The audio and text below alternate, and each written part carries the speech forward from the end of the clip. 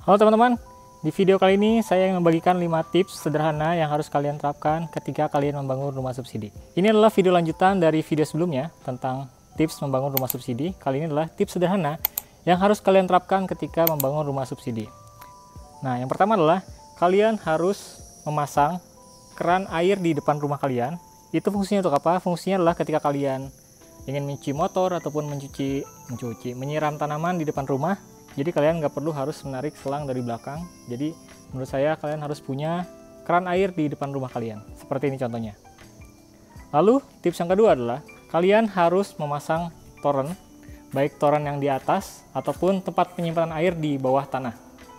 Ini tujuannya adalah untuk kalau misalkan kenapa-napa, kekeringan gitu ya, itu kalian bisa menampung air di toren, kalau saya di atas, ataupun yang di bawah tanah, tempat penyimpanan air di bawah tanah.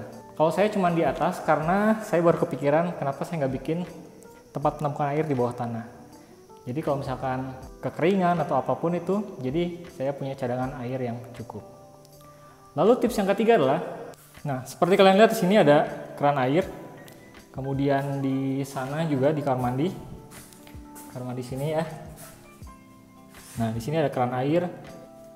Nah kalian buat satu buka tutup keran air yang menghubungkan antara keran air yang di shower ini, di tempat cuci piring ini ya, kemudian yang di kamar mandi.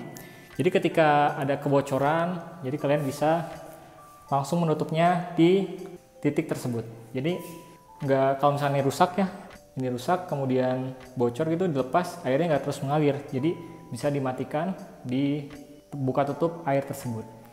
Kalau di sini saya taruhnya di toren ya, nah dan itu kejauhan. Jadi usahakan buka tutup airnya itu yang dapat dijangkau di sini, bisa ditaruh di mana aja. Yang penting mudah dijangkau ketika terjadi kebocoran atau melakukan pergantian tutup dari keran ini misalnya ya. Lalu tips yang keempat adalah yang harus diterapkan di rumah subsidi kalian adalah tentang pencahayaan. Karena rata-rata rumah, karena merasa rumahnya kecil, jadi tidak ada ruang cahaya yang cukup untuk di rumah tersebut. Jadi usahakan kalian terapkan di rumah subsidi kalian itu pencahayaan yang baik, agar rumah kalian itu tidak harus menyalakan listrik ketika siang hari. Contohnya saya di atas ini menggunakan kanopi kaca, ataupun bisa menggunakan kanopi lainnya. Yang penting bisa cahaya itu bisa masuk ke dalam rumah, sehingga pencahayaannya bisa cukup di dalam rumah. Atau bisa menggunakan seperti ini. Ini juga bisa menjadi sumber cahaya menggunakan genteng kaca di atasnya, tapi ini masih belum dipasang genteng kacanya ya. Jadi sehingga rumah kalian tuh bisa hemat listrik karena siang-siang tidak perlu menyalakan lampu. Begitu juga dengan di kamar. Saya pasang juga di sini untuk pencahayaan semacam genteng kaca gitu. Sehingga cahaya di kamar dan di dapur atau di rumah kalian tuh cukup terang sehingga tidak perlu menggunakan lampu dan bisa menghemat listrik. Lalu tips yang terakhir adalah jangan lupa teman-teman untuk membuat tata letak stop kontak yang sesuai kebutuhan. Misalnya saya butuh kulkas, kemudian dispenser yang menggunakan listrik, kemudian juga stop kontak untuk komputer misalnya dan sebagainya. Itu kalian harus merencanakannya dan juga jangan lupa untuk membuatnya sesuai dengan kebutuhan teman-teman. Misalnya aja saya di sana membuat stop kontak untuk mesin cuci dan juga keran airnya untuk mesin cuci juga di sini ya. Nah, kalian jangan lupa untuk membuatnya karena mesin cuci itu membutuhkan keran air dan juga stop kontaknya seperti ini. Ini untuk mesin cuci dan juga saya menyediakan juga stop kontak di sini untuk dispenser dan juga stop kontak untuk di sini misalkan saya naruh untuk kulkas. Dan juga di kamar juga ada stop kontak di sini untuk laptop dan lain sebagainya.